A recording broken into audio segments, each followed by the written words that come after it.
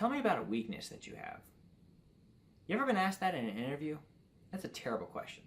But you still have to have an answer for it if you ever go into an interview, just in case they ask it. So, to help you prepare, and just because it's an interesting topic, Daniel Dodd came on the show to discuss the weakness question.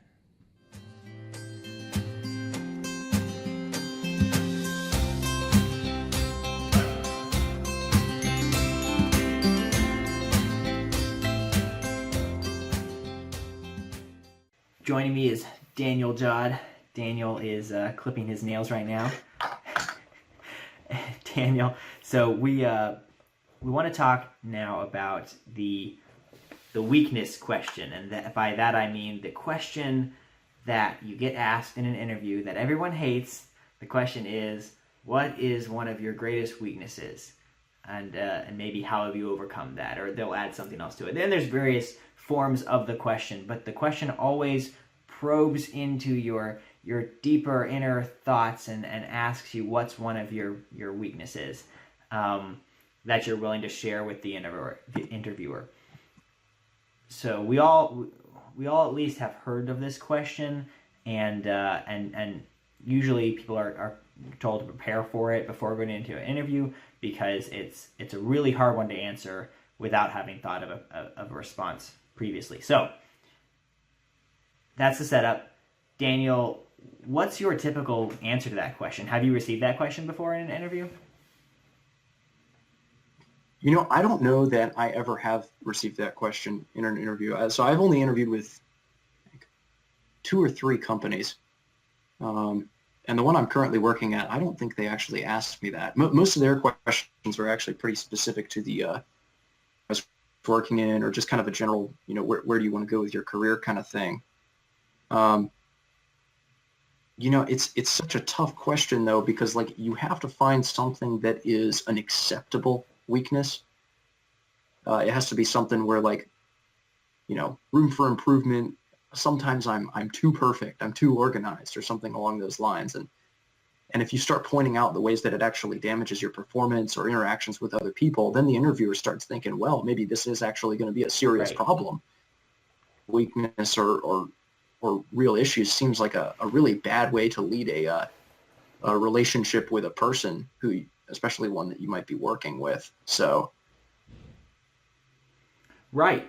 I don't know. What are your thoughts here? Well, I guess my thoughts are best explained when I kind of lay out some of the typical answers I've heard, or I heard people advise other people to give. One of them is the one you touched on, the I'm a perfectionist answer, or where basically the approach is to pick something about yourself that you see as a strength and present it as a weakness, hoping that the interviewer will see it as a strength, but still check off that you're answering the question. And my issue with this approach is that it just creates this environment where you've got to do mental gymnastics to figure out what the other person is trying to imply. I mean, as the interviewer, it's confusing. As the interviewee, it's confusing because you don't know whether you're talking about a strength or weakness anymore. I mean, it's just not an honest or a helpful answer, because I guess the point of the question is to, expose some vulnerability or to encourage that vulnerability and maybe get at something that could potentially be maybe a personality risk or something, or maybe the point of the question is just to hear about the overcoming of a weakness, and that's more the point.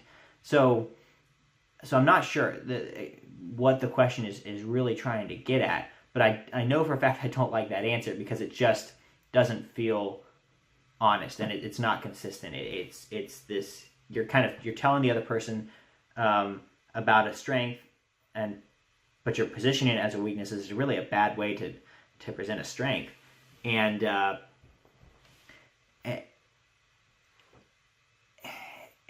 you, a lot of times when you do that with, especially the perfectionist or the I'm just too hard on myself, because you're mentioning the interview, or because you're mentioning it in the interview, the interviewer knows that you think that it's actually a strength. But a lot of times things like being a perfectionist or being too perfect, being too hard on yourself, those things really can be problems. And so it adds one more level of complexity because it's something that could actually be an issue, but it's clear because you're presenting it in the interview that you don't think it's an issue, which is maybe even worse than presenting an actual issue. So you're presenting an issue that you actually think is a strength but could be a real issue. So anyways, way too many layers of complexity there. So I don't like that response, but you're right, that's one of the more common ones that people are encouraged to give. Any other thoughts on that one? Well, it also seems like kind of risky because, or not risky, but almost kind of worthless as a question because I don't know what employer would necessarily like ask the question, find an answer they don't like, still hire the person, and then caution all the coworkers, this guy's a perfectionist. Like, I feel like you would just not be hired to begin with Right. if the interviewer considers your answer to be seriously like of Right. concern. So it's something that maybe it's just the kind of question that filters out interviewees. Like if somebody's really just Hasn't thought about it at all. god They just awful give for their a position, we just want to get rid of them out the door, you know? But it doesn't seem useful for down the line. Like you really learn what people are like when you actually start to interact with them on a regular basis. And to that point, I think a lot of companies have stopped using this question, so maybe this conversation isn't as relevant as it was at one point. I think people are still encouraged to think about how they would answer it. I know some people that definitely still do answer it, or still do ask it in interviews, so there's always a chance it'll come up. I know the company I work for right now, I don't think that they have it in their interview script for all the reasons we've talked about. It's just not a great question. I think, to kind of keep going with some of the other common answers, there's obviously answering too truthfully is really risky. Answering with something that really is a weakness, like you said, that can really get you in trouble. Alcoholism. Right, saying I'm an alcoholic, or I explode every once in a while. I just really blow up at people around me. I just I go crazy. Once I killed a guy. Just got out of prison after 10 years. Although that would probably be on your record. So obviously that could really get you in trouble too. So that's not a great answer.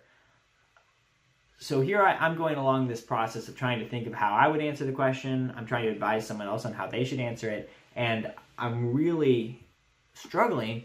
And part of my issue is I can't figure out what the deal with the question is. Is it just that it's a hard question, or is it a bad question? Is it just hard? Is it just a bad question? Do I just not like it because it's just difficult, or do I not like it because it really is a bad question? Is there a reason why it's bad? And so I did come up with an answer, and I think that it's a bad question because our weaknesses should be transient. They should change. Over time, a weakness should not continue. So when you tell someone else your weaknesses, then you're giving them a snapshot of what you look like right now. But hopefully, in 2 weeks, 2 months, 2 years, that'll be different, because if you have the self-awareness to recognize a weakness in yourself, then hopefully you're also moving past that weakness. And so, especially when you're talking to someone in HR who you might not see for another year till you're coming up for your annual review or whatever, you're talking to a recruiter, you might never see them again. So you're leaving them with a snapshot of what you are right now, and in 2 weeks that could be totally different. When you start working for the company, that could be totally different. If you have the self-awareness to admit that this is an issue, then hopefully you also have the self-discipline to move past that issue in some amount of time, depending on what the issue is. And so I think the question kind of denies that aspect of weaknesses, that aspect of them being transient, them changing over time. At least that's how they should be. They aren't always, and they don't always. And obviously we can never be perfect. But any particular weakness, I do think that people can overcome. Because whenever I say this to people, they always come back with, well, I think that there are some issues that we can't ever get over. To which I just don't agree. I think that we can. Every individual issue, we're never going to be perfect, but I think every individual issue can be overcome. Not necessarily by our own strength. I think we need God, but I think that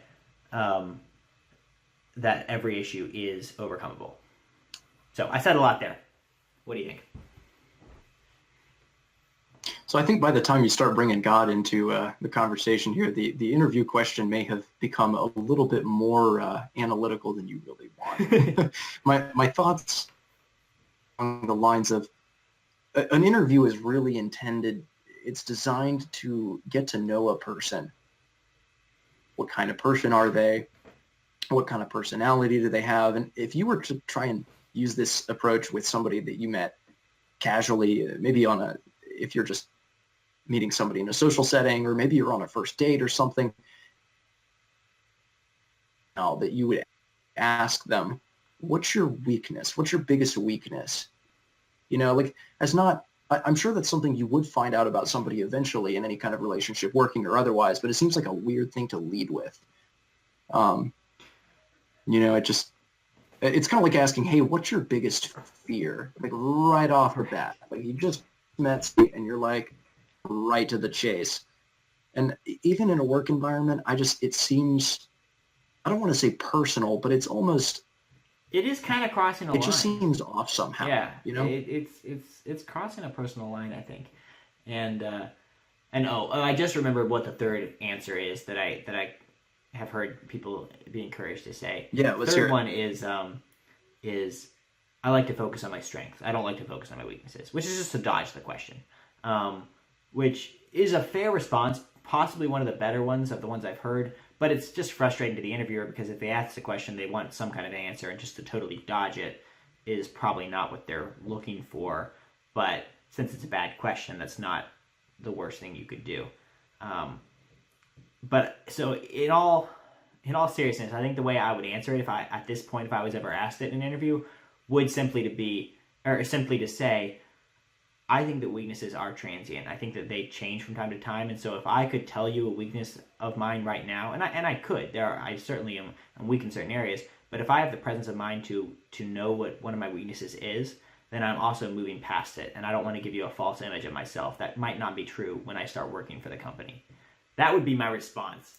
I don't know if that would come across as a little arrogant. I mean, you're kind of calling out the interviewer on having a bad question, but I think it's justified. And I think that having that explanation just shows that you're thinking a little bit deeper about the question. So I don't know. That's how I would answer the question.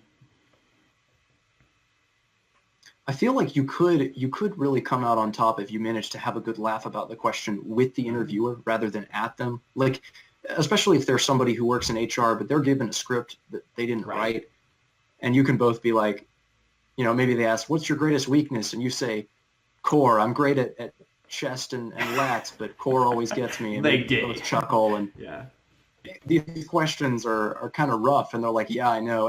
If you could manage to pull that off, I feel like the more rapport you can kind of. I like that a lot. I've never thought about that, but just give something that's like totally a joke. That's actually better than the dodge the question response of I like to focus on my strengths. Yeah. And you do really well in an interview from granted my limited experience, but you do decently well once you start steering that conversational ship, and you can really start to represent yourself as kind of a friendly and well-intended person. Yeah. I can tell the interview process really does just seem like another way for them to make sure you're a decent person, you're on the up and up, you're easy to get along with, because a lot of what working for a company consists of is learning how to deal with people. Even if you're in a technical job, I'm in engineering, for example, so I spend a lot of time in front of SolidWorks, but I still do have to interact with my coworkers, and the HR department just wants to make sure I'm a good dude who can be respectful and kind to the other people, as they would expect from anyone. So I think as long as you can communicate that effectively, you should be in the clear. Generally speaking, that's still, the question still sucks, but I do like that response a lot. I like bringing in a little bit of humor like that. That's cool. So yeah, this is. I think that it's worth talking about. I think that these are questions I've never seen an answer that satisfied me when I was looking up what other people had to say about this question. So I think it's an interesting topic, and because you might get blindsided with it in an interview, it's definitely worth considering and worth, if you have a good idea on how to answer it, share it. So thank you. I appreciate it. Yeah, whatever you do, just don't say alcoholism or pornography because you will get thrown out and not hired very quickly. Exactly. Good point. Thank you for making that clarification. All right. Thank you so much, Daniel. I really appreciate you coming on. Absolutely. Glad to be here.